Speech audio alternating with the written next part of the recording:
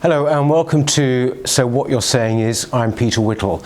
Now, a recent poll showed that something like 70% of young people had no idea who Chairman Mao was. It's extraordinary at a time when, of course, we know an awful lot about the Holocaust and about the Second World War and about Nazism. There is extraordinary unawareness of the crimes of communism over the 20th century. But there is a campaign going on to help put that right, and that is to establish a museum of communist terror. And the man who's leading that is my guest today. His name is James Bartholomew. He is a columnist and writer of such books of The Welfare State We're In and The Welfare of Nations. So thank you very much for joining us today, James. First things first, how many people are we talking about who are victims of communism? I know that there are various different statistics, but how many deaths do you think resulted from communism? The statistics are all over the place, and I once tried to work out why they differed, what difference of methodology resulted in different figures. But you soon get mired in incredibly complex calculations and estimates, country by country. And there are enormous variations. One reason, some people actually add in those people who were not born because their parents were killed. I think that's inappropriate and wrong. I don't think you should call the people who didn't get born deaths. They're not deaths, in my view. The figures are, the lower figures. I mean, I prefer to go for the lower figures. It's an expert field, and I'm not an expert in it, but they tend to be in the 80 to 100 million people who died, who would not otherwise have died. Right. Often through starvation, but also through execution or working in prison camps where the conditions were horrific and the death rate was very high. In that sort of case, you have to work out what would have been the death rate of those people naturally compared with what it was because they were working in that camp. So the calculations are not easy, and in some cases, some countries, the authorities are actually wanting to stop people finding out. It is amazing, though, I think you'd agree, and we all notice that the level of awareness about this is still low, isn't it? Particularly amongst young people. I mentioned that statistic there of 70% not knowing who Chairman Mao is, but also you've got other things such as that they tend to see people like Blair and Bush as somehow being bigger criminals against humanity than Pol Pot. Now, why is that in your view? Well, I mean, that's primarily because they haven't heard of Pol Pot.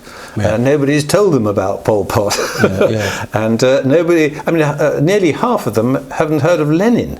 I mean, I regard this as a major failure of British educational system, although it's not limited to the UK. I think it's happening across the Western world that people are not being educated about it. And you may wonder why. And I mean, to be brutally frank, I think it's because the teaching profession and the academic profession is overwhelmingly left-wing, and although they are, most of them will not be communists themselves, they may, I mean, I'm guessing here, they may well see communism as a sort of extension of their point of view, and therefore something they want to go easy on, whereas they see Nazism, rather wrongly in my view, as being completely contrary to communist views, and therefore something that's completely different from what they believe in, and therefore easy to condemn, and we can go whole hog on that subject. You see, there is this argument too, why has communism had, as it were, an easier ride than Nazism or whatever? I think it was Martin Amis in his book Cobra the Dread who put this point, is that it's all about benign intent, this idea that somehow or other the intention was good. Yes, that's a very good line. Benign intent, yes, they meant well. Yeah. And even when Stalin was signing death lists of people he wanted killed, he probably managed to convince himself that it was for the good cause. You've actually got with you a GCSE history book. I wonder if you could show us a bit. Yeah. Can you explain why you've got that? Yes, well, this is a GCS history book. It's mainstream. It's what lots of children will be seeing when they learn history at GCSE, and it has a section on the on Russia and the collectivization of farms. under Stalin. It has the results of collectivization, and you see there it says there were pros and cons of collectivization. Amazing. Pros and cons. Yeah. Now this is a process in which millions of people died. We've got quite reliable estimates now for Ukraine, in which 3.9 million people died. This is comparable to the Holocaust. Yes. And this book, seen by hundreds and thousands of children in British schools, is telling them there were pros and cons. Would they really say there were pros and cons of the Holocaust? I don't think so. I think it is obscene and wrong. And one of the things I would like to do in my project is to challenge some of the things that our children are being taught, and indeed some of the things that our children are not being taught. At no point does this try to define how many millions died. It keeps off that subject. I think what is excellent about your project in the museum is that if one takes for granted the fact that teachers maybe have that point of view, and increasingly I think it's also ignorance maybe on the part of many of them. At least this is what you want to do is some place that they can actually go to and be taken to, and to see what actually would the form be of your museum. Is it based on any other places that exist around the world at the moment? Well, there is nowhere around the world that tries to bring it together.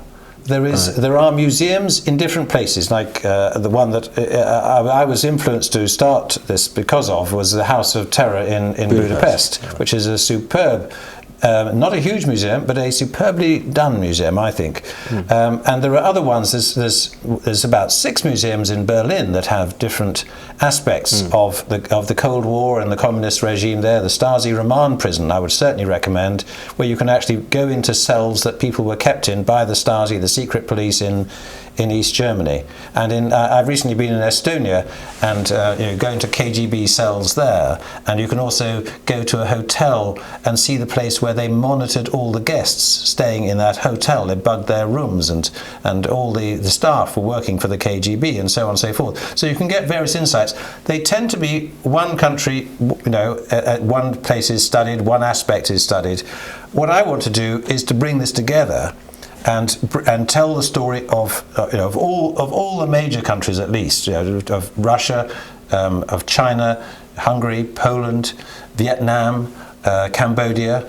Bring all these countries together, because that's, I think, will bring home to people that it wasn't just one isolated despot like Stalin who made it go bad.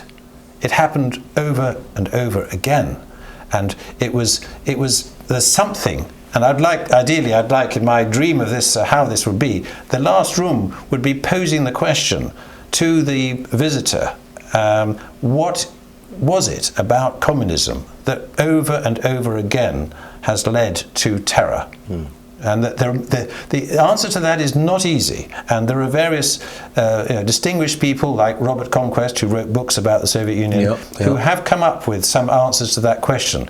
But if we don't think about that question and don't realize that empirically that repeatedly communism has led to terror, then you're not beginning to understand that it's never just about a dictator. This is vital, obviously, simply because it's dangerous if people do not know, isn't it, what it leads to? I mean, I'm thinking very recently there was a young commentator, Ash Sarkar, on television who said famously, "I'm literally a communist." Right? And she said it out like this. And although there was some kind of outrage, basically it was muted, really. I think it's passed off. She's still on our screens or whatever. I mean, this is the point, isn't it, really? In a way, it is also a warning from history, surely. This is what the museum would be, wouldn't it? Well, it's a classic case of those who do not know their history are doomed to repeat it. Yeah. And I suppose my motivation in doing this is to make the next generation. I mean, I was thinking of when I came out of the House of Terror in Budapest, I'd learned things I didn't know about people being deported from Hungary to gulags in the Soviet Union, and a high percentage of them dying and never coming back. There's an awful lot to learn. But when I came out of that museum, I realized that my children and their friends They didn't know any of this. They didn't know even the basics. They hadn't heard of Chairman Mao. They didn't know about Lenin. They didn't know about the Great Terror. They didn't know about a whole lot of things which are not familiar. I mean, it's not the fault of young people for not knowing. Nobody has told them. And so the mission is to make sure that they know. Then they can make up their own decision. I want to make the point that I do not want this museum, if it comes to fruition, I do not want it to be propaganda. I want it to be rigidly, strictly adherent to facts and never exaggerating. This seems to me of key importance, because this is not something that needs exaggeration.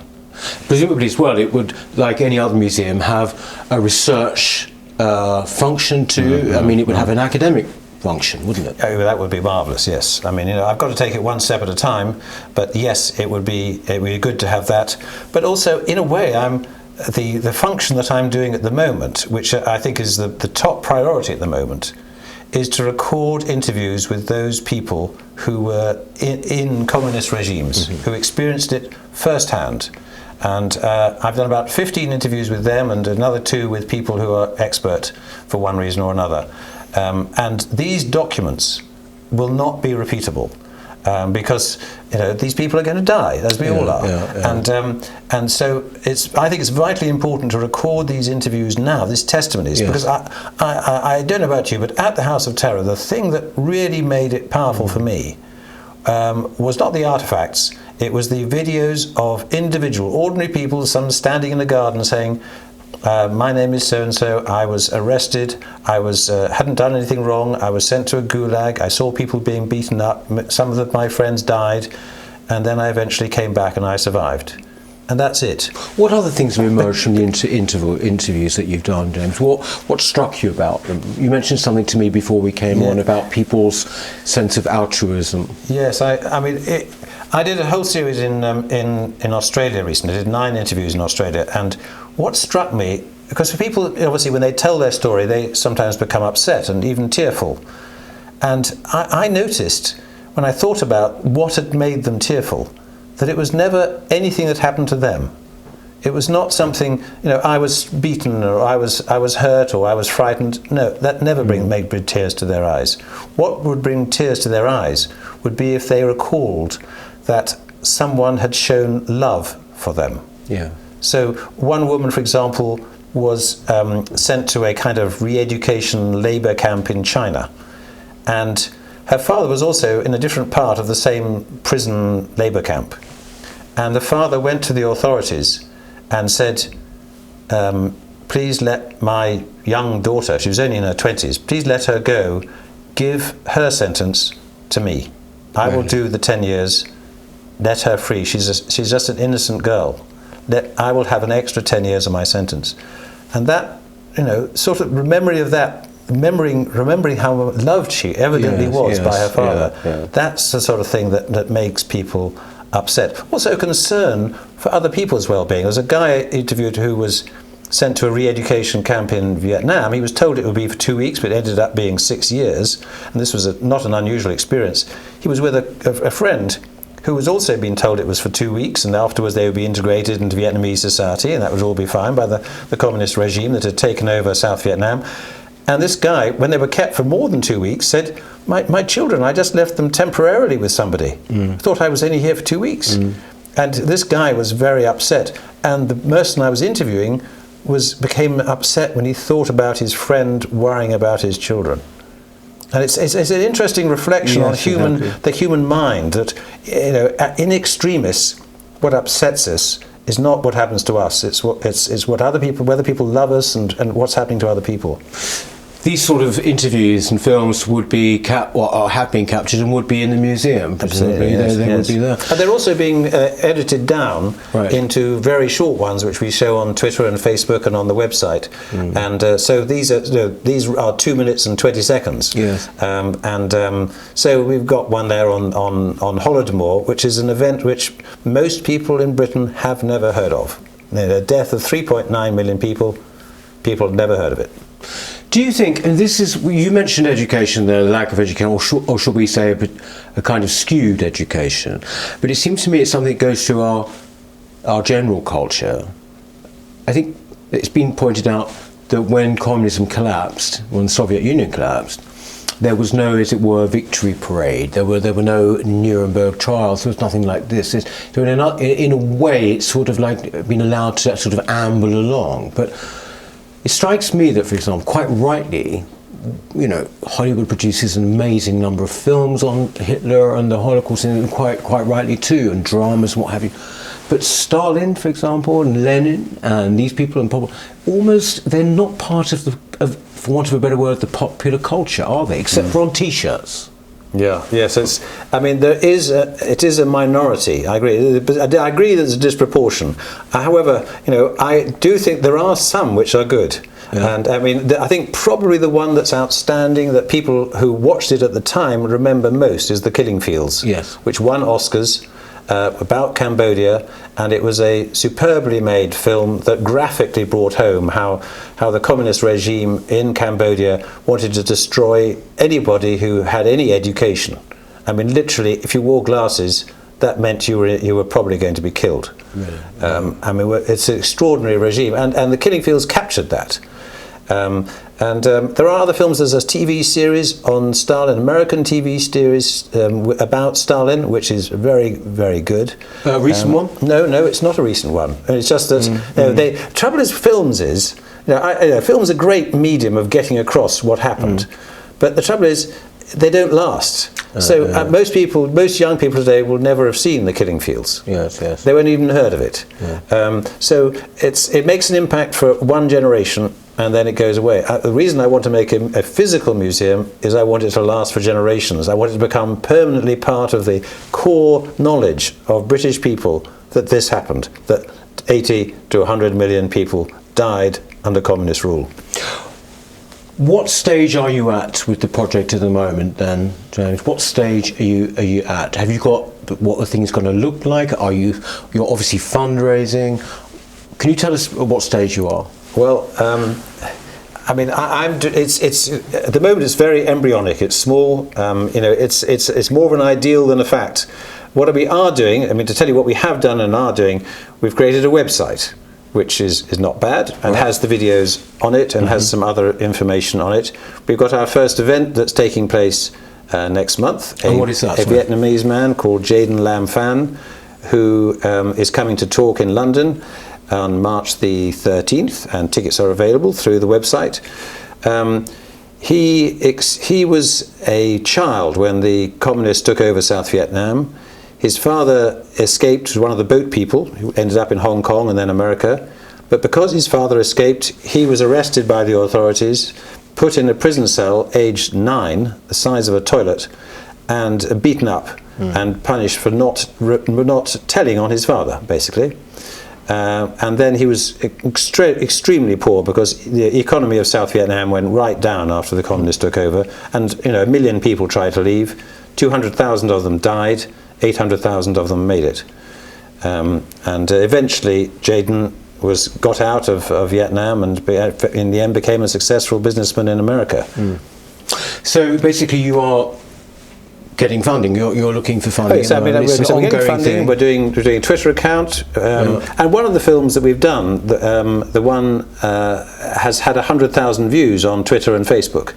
Right. So we're getting a message out in that media, and that was a story about Marks and Spencer, because there was a British MP called Teleski who came from Ukraine and through an extraordinary escape route managed to get to Wales, married a Welsh girl, became an MP, and because he was an MP for the Tory party, had access to Geoffrey Howe, who asked on his behalf the Soviet foreign minister if his father, who had been sent to a gulag had worked been sent to Siberia, deported there, and was now retired in Siberia, whether he could come over to London for 2 weeks. So he came over, and the Teleski, a sitting MP, took him to Marks and Spencer in Oxford Street. Good Lord. And the father said to him, to his own son, this is for party members only. This isn't for the public. And Teleski said, no, Daddy, this is open to everybody. I don't believe you. He didn't believe his own son. So the next morning, when they woke up early, the father said, take me to that shop again. the shelves will be empty because they don't know I'm coming. And so he took him to Marks and Spencer again. He literally could not believe a shop as luxurious and overflowing with goods as Marks and Spencer could be open to the public, because such shops did not exist in the Soviet Union. When you look at the way the children are being taught, which we talked about earlier, or not taught about communism, other than your brilliant idea of a campaign, of a museum, how can we change the history as it is taught in schools, or is it just simply, a battle that can't be fought? Oh, I think it can and should be fought. It takes resources, If I could only hire a series of people, we could really do an attack on this. All textbooks, like the one I showed, are based on academic works. Okay? Right. So you need to do some research to find out what are the books on which they're based, and then challenge the material in those academic books, challenge the material on which the textbooks are based, and argue for them to be changed. Go to people who create the textbooks and say, this is inaccurate. We're not seeking for any propaganda at all. Yeah. We're just seeking for an accurate and fair and balanced account of what actually took place. And I think that could be done, but it needs resources of an academic sort. Yeah. It needs people to do it and funds to do it. But that's a dream of mine to do. And the other thing that I shouldn't mention what we are doing is buying artifacts. All right. So we've bought a lot of posters of Soviet ones.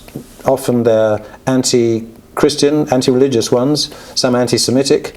And we've bought some artifacts, like a bottle that was made in a gulag by hand. We bought a gun of the sort used by the Securitate secret police in Romania, a Stasi border guard uniform. So we're gradually buying objects which can be used to furnish a museum. So if people want to help you, or if they want to donate, or in any way help you, what do they do? What's your website? Where can they go? They go to, it's www.museumofcommunistterror.com, and that has a donate button. Also, if you can, there's also a contact way. You can contact me, and you could pay directly. I think for larger amounts, it might be better to do it direct into the account. So yes, those are the ways to get through and to make contact. Those people who want to make contact, to discuss it and come to meetings, please do make contact. Well, I think it's one of the most important things. If you get this done, it'll be fantastic. It's more necessary, I think, than ever. Thank you very much for coming on the show anyway. Thank you very much. Thank you. That is it for So What You're Saying Is this week. We will see you next time. Thank you very much.